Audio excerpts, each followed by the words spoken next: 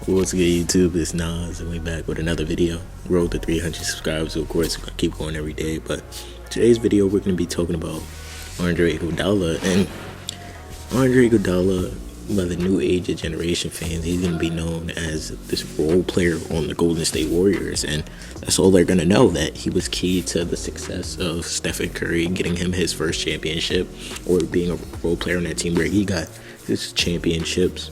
Got KD his first championships being on that team, and him being this leader that we know from that video from him mentoring Andre Iguodala in the season before he retired. But Iguodala was one hell of a player when he was younger, and we're going to get into that. In his first season, Andre Iguodala averaged 9 points per game, 6 rebounds, and 3 assists in the 2004-2005 season, and this is when he was still being mentored by AI, obviously, and the production would keep going up in his younger days. In the very next season, the 2005-2006 season, he averaged 12 points per game, 6 rebounds, and 3 assists. In his third season, the 2006-2007 season, he averaged 18 points per game, 6 rebounds, and 6 assists. He was this all-around player, and he was just this athletic defender, and the offensive game was still growing from him. That's what he didn't come into the league with. He didn't come in with this offensive bag. He came in with this God-given defensive bag and this elite athleticism. I remember seeing him in a dunk contest when he was in his rookie season, I guess. And Andre Iguodala had some hops. Like, we ain't see it in the later seasons, obviously, because with age it decreases your bounce. But go look up Andre Iguodala posters, bro, because you're gonna see some shit in there.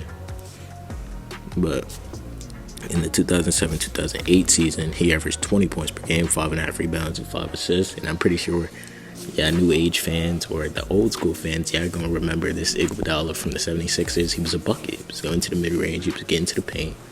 Not really this three-point shooter, obviously, that he never really became. But he was able to become this spot-up shooter, or at least a spot-up threat.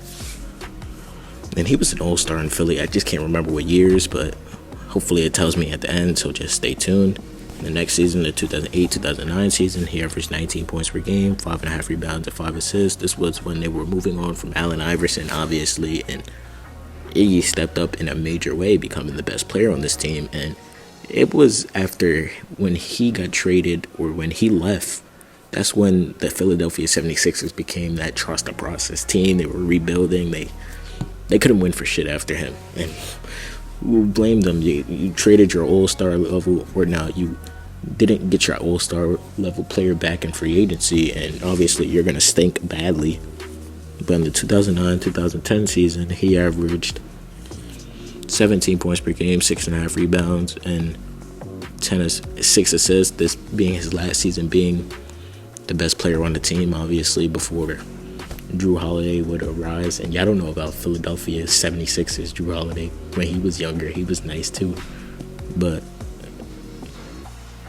the very next season, the 2010-2011 season, he averaged 14 points per game, 6 rebounds, and 6 assists. Obviously, the numbers being down. And Andre Iguodala has been one of the most durable players in the NBA every single season. And when he was in the NBA, his first couple seasons, 82, 82, 76, 82, 82, 82, 67, 62. I could just go on, but as you can see, the numbers keep growing. And the 2011-2012 season, his last season in Philadelphia, he averaged 12.5 points per game, 6 rebounds, and 5.5 assists.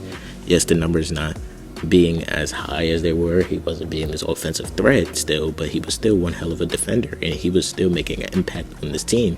And we saw it when he went to the Denver Nuggets for one season. He averaged 13 points per game, 5.5 rebounds, and 5.5 assists. He was key to this Denver Nuggets team in the playoffs that season. They played the Golden State Warriors. They beat them, or no, they lost that season, and that's where everything would change. When he would go to Golden State. Next season, he became this key role player for Golden State's success. In his first season, he averaged 9.5 points per game, 4.5 rebounds, and 4 assists. And this was the season where he was still playing under Mark Jackson. He hit that game winner. I remember his game winner in the season. That's the only thing I can remember from the season. And obviously the next seasons where everything blew up for the Warriors. He averaged 8 points per game, 3.5 rebounds, and 3 assists. And this was the season where he won the Finals MVP. I don't really agree with it. I think it should have went to Curry, but Iggy was guarding LeBron, and he was coming off the bench that season, or he started. Yeah, he started some games in the finals, if I remember correctly, but he was generally the sixth man next to Sean Livingston, and he played his role well. He did his best he could do on LeBron. LeBron still put up 30, but they gave him Finals MVP. That's in his award case, so I won't knock Andre Iguodala for that. In the 2015-16 season, he averaged 7 points per game, 4 rebounds, and 3.5 assists. They lost this season. They went 73-9 this season, I believe. I know they did. Curry back-to-back MVP, but they end up losing this season. The next season, they get Kevin Durant, which sparked the dynasty, or for a back-to-back, whatever you want to call, winning 2 championships in a row. In the 2016-17 season, he averaged 7.5 points per game, 4 rebounds, and 3.5 assists. The numbers would stay the same throughout these next couple seasons when he was this role player. And their 5-man lineup of Curry, Clay, Andre, KD, and Draymond, that defensive lineup on the court was crazy. I remember it. They're not going to highlight it now. They're not going to see it now, but that lineup was insane because Iggy, that was their switch everything lineup besides Curry, obviously, because he wasn't this defender that everybody else was. Klay Thompson in his prime, Andre Iguodala later in his career, he was still a great defender. And KD, Draymond, obviously, don't really need to get into that. But in the 2017-18 season, he averaged 6 points per game, 3.5, basically 4 rebounds, 3 assists. In the 2018-19 season, he averaged 6 points per game, 4 rebounds, and 3 assists. Last season in Golden State for a while, 2019-20 season, he was this role player on the Heat. He averaged 4.5 points per game, 4 rebounds, and 2.5 assists. He didn't want to play for the Grizzlies that season, so he sat out until he got traded and then ended up working, him being this role player on the Heat. He wasn't the same player, obviously, we know. And in the 2020-2021 season, he averaged 4 points per game, 3.5 rebounds, and 2 assists. The very next season, he would go back to Golden State, get that championship, even though he barely played. He averaged 4 points per game, 3 rebounds, and 3 assists, being a shell of his former self. And what Max Kellerman said, I want Iguodala, that every team would want an Iguodala on this team at this time, or when he was in his prime. But Iguodala in his career, he won the MVP. He won the Finals MVP in 2015. He was an All-Star in 2012, All-Defensive First Team in 2014, All-Defensive Second Team in 2011, All-Rookie First Team in 2005. He won a gold medal in 2012 and 2010.